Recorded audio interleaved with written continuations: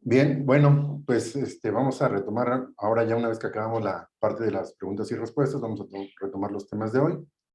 Aquí quiero hacerles mención de dos puntos importantes antes de iniciar. Uno, primero que hay un botón, ustedes tienen un botón ahí en su sesión de Zoom de preguntas y respuestas, todas las preguntas y respuestas que nos quieran hacer.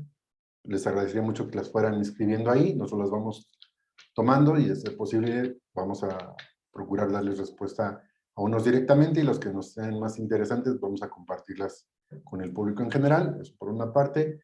Y la segunda petición que les voy a decir es que toda esta sesión y demás se están grabando para que ustedes las puedan consultar en las redes sociales de la firma, a través de YouTube, Facebook, etcétera y demás, ¿no?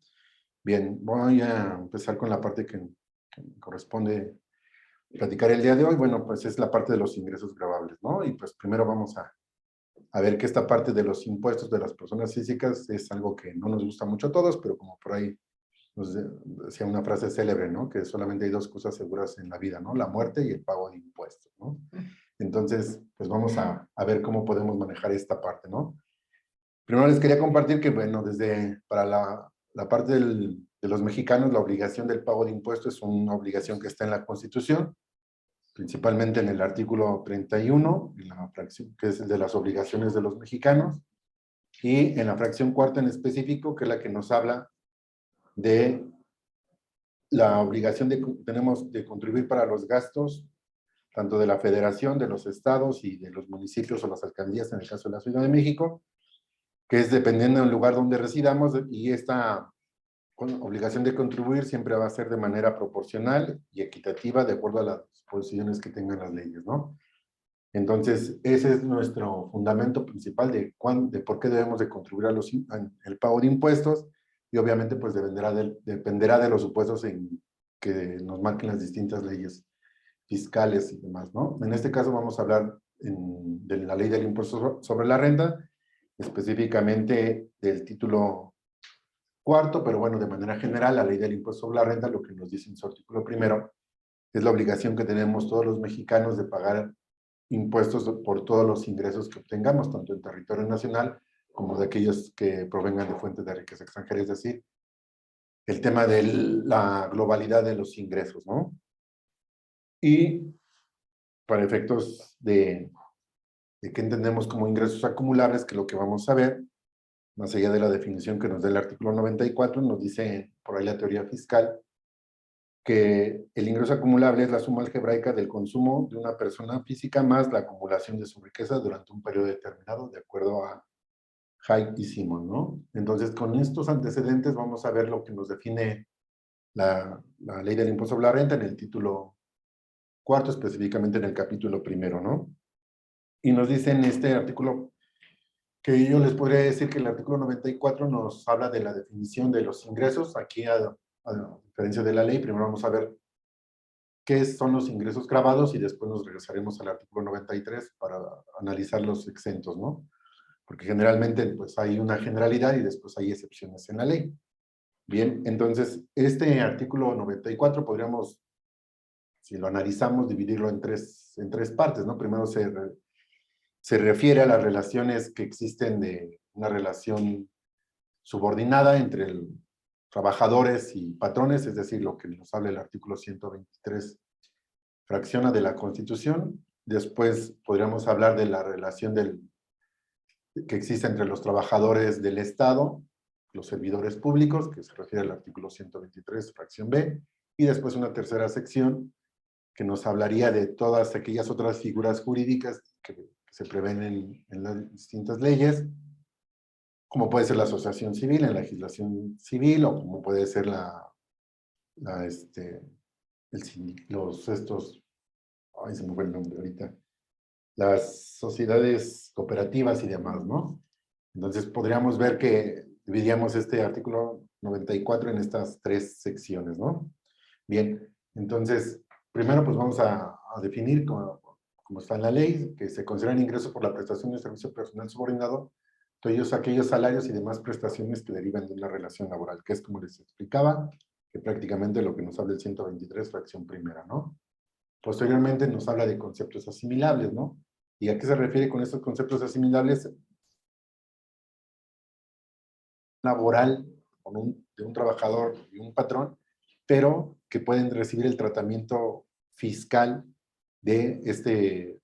como si fuera una relación laboral, ¿no? Y es lo que yo les mencionaba, pues habla ahí de las remuneraciones y demás prestaciones que obtengan los funcionarios y trabajadoras de la federación, de las entidades y los municipios, de los rendimientos y anticipos que obtengan los miembros de las sociedades cooperativas, así como aquellos anticipos de las asociaciones y sociedades civiles, los honorarios o miembros de consejos directivos, de vigilancia, consultivos o cualquier otro índole, así como son honorarios administradores, comisarios y gerentes generales, ¿no?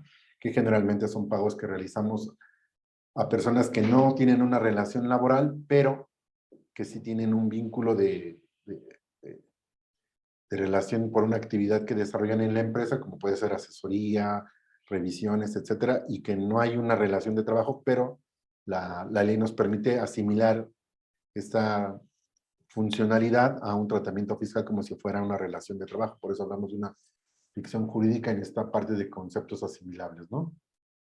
También nos hablan de los honorarios que presten que presten servicios preponderantemente a un solo prestatario, es decir, aquellas personas físicas con actividad empresarial bajo el régimen de honorarios y que opten por no querer pagar sus impuestos de manera propia, entonces presentan un escrito al prestatario para que el ingreso que perciban le den el tratamiento como si fueran de sueldos y salarios, ¿no? Y ahí vienen otros conceptos más de aquellas personas físicas con actividades empresariales, ¿no? Entonces, esta es la parte que nos habla del artículo 94, que nos dice cuáles son los conceptos asimilables, ¿no?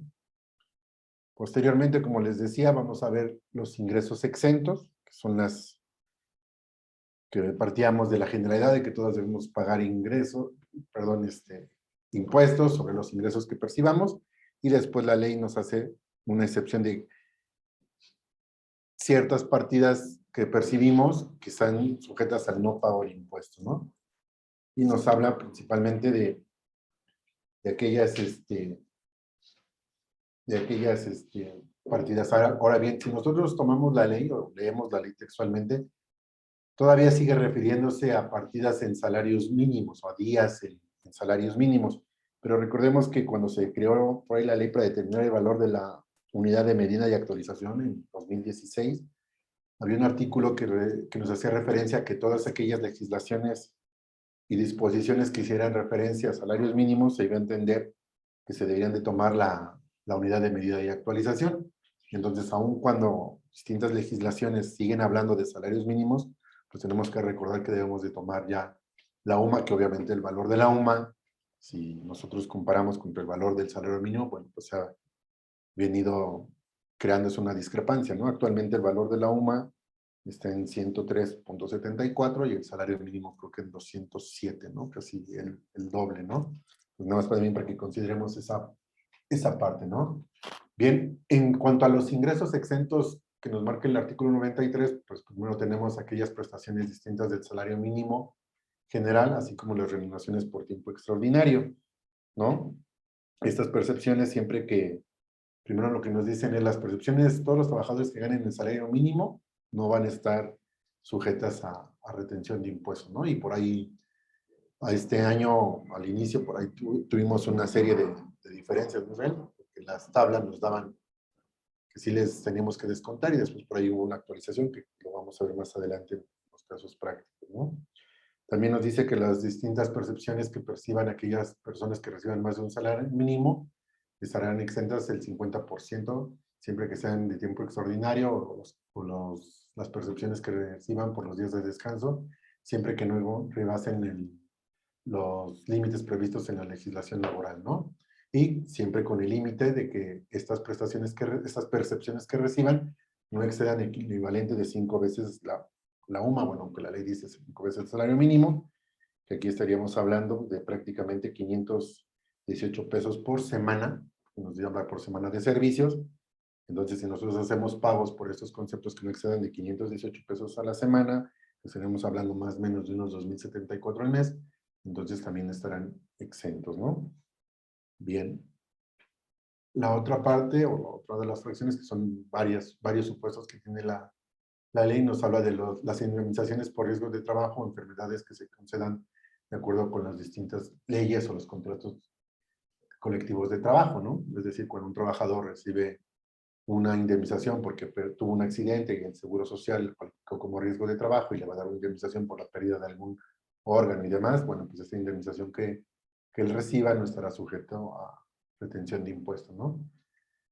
Otra supuesto que nos habla es las jubilaciones, pensiones, los saberes de retiro, así como las pensiones vitalicias, es decir, todo aquello que provenga de las jubilaciones, de los fondos de las AFORES y demás, estarán exentas, pero con la condición de que siempre y cuando no excedan el monto diario de 15 veces la UMA, que equivale realmente a 1,556, ¿no? Entonces, mientras el monto no exceda de esa parte, estarán exentas. Si exceden de esa parte, la parte que exceda estará grabada, ¿no?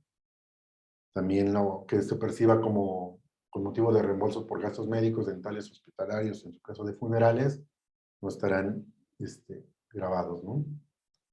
Las prestaciones de seguridad social que otorguen las distintas dependencias como el IMSS, el ISSSTE, etcétera, pues tampoco estarán grabadas de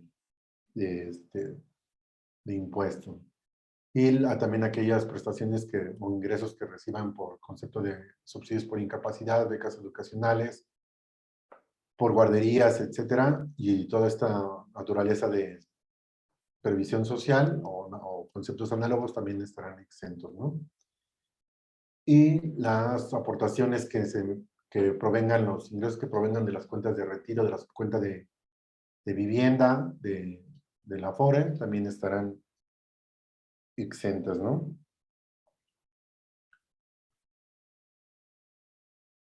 Las cuotas, bueno, ya vimos que las cuotas que paguen, en el caso que los patrones paguen las cuotas de seguridad de los trabajadores, las cuotas del IMSS, tampoco estarán exentas.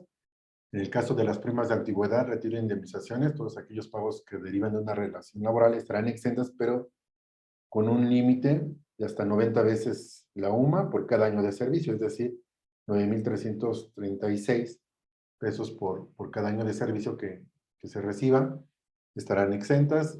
Y recordando que la ley dice que cuando un trabajador tenga más de 6 meses se considera ya como un año de servicio, ¿no? Las gratificaciones que reciban los trabajadores por parte de sus patrones a través de por un año de calendarios también estarán exentas, pero con la limitante de que deben ser 30 días, lo que equivale a 3,153 pesos, ¿no? Y las primas vacacionales también estarán exentas. Recordemos que generalmente la Ley Federal del Trabajo nos habla de un 25%, y también estarán exentas hasta por 30 días, tanto las primas vacacionales como la PTU, ¿no? Entonces estamos hablando de los 3,153 pesos, ¿no? Y también las primas dominicales están exentas siempre que no rebasen de un salario mínimo, bueno, en este caso de una UMA por cada domingo trabajado. Entonces estamos hablando de 103,74 pesos, ¿no? ¿Qué otras percepciones están exentas conforme al 93? Bueno, pues las remuneraciones que reciban los extranjeros que residen en México, como son los agentes diplomáticos, consulares, empleados de embajadas, etcétera. ¿Por qué razón? Porque para efectos del derecho internacional, las embajadas y demás consulados de representaciones de países extranjeros en México no se consideran territorio nacional.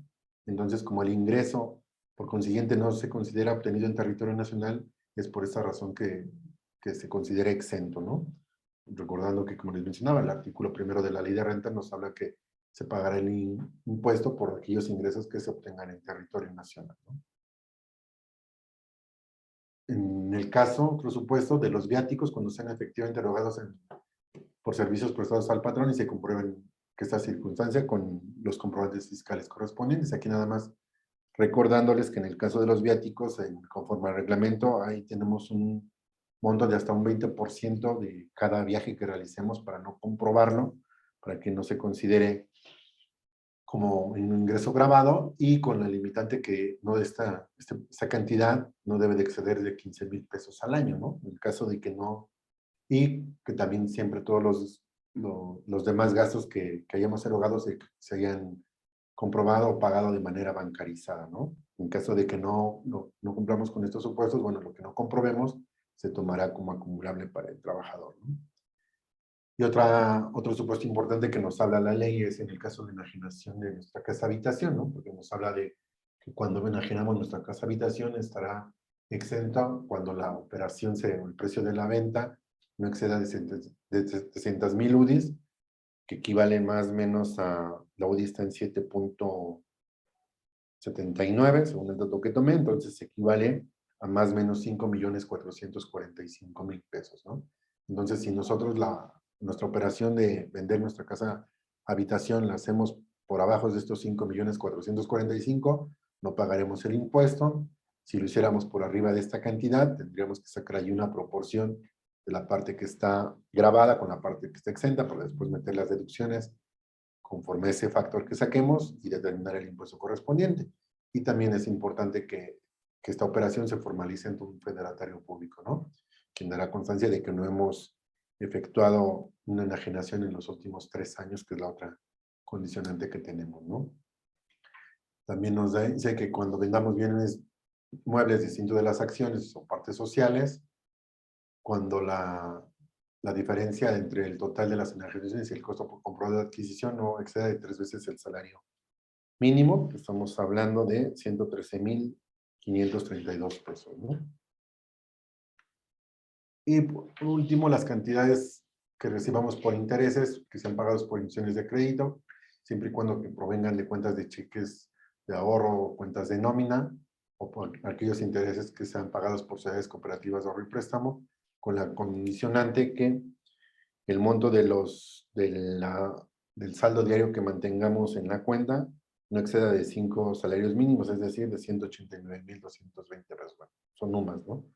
Entonces, siempre que nuestro promedio diario no exceda de esta cantidad, los intereses que devengan de estas cuentas tampoco estarán sujetos al pago de impuestos, ¿no?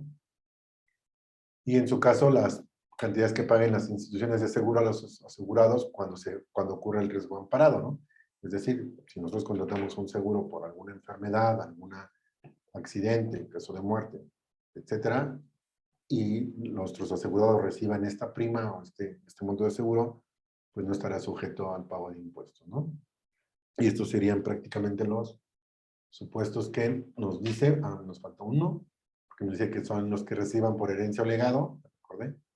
Afortunadamente en México todavía no se graban las herencias como en otros países, y también aquellos ingresos que percibamos por donativos, ¿no? Siempre que sean los donativos, siempre que sean en línea recta, ya sea ascendente o descendente, es decir, los donativos que recibamos de nuestros padres o que recibamos en caso de nuestros hijos no estarán exentos, pero también aquí ya recordemos que cuando rebasan de cierto monto tendremos que hacer el contrato de donación y protocolizarlo ante notario para que surta efectos legales, ¿no? Siempre que no excedan de 3 veces las sumas, ¿no?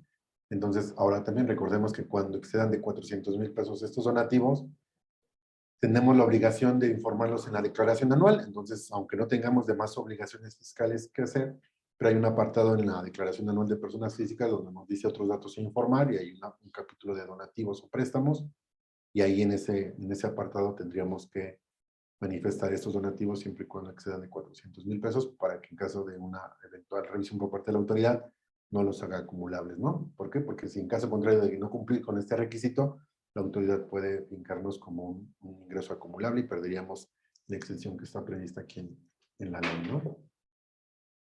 Los premios que se obtengan con motivo de concursos científicos, literarios, que sean abiertos al público en general, también estarán exentos, y los que se perciban por pensión alimenticia, siempre que la persona que nos los dé tenga el carácter de acreedor alimentario, y también aquellos ingresos que percibamos por los retiros de la cuenta de retiro, se entiende edad avanzada, en los términos estas cuentas que están en las AFORES, en los términos de la ley del Seguro Social, ¿no? Bien, estos son los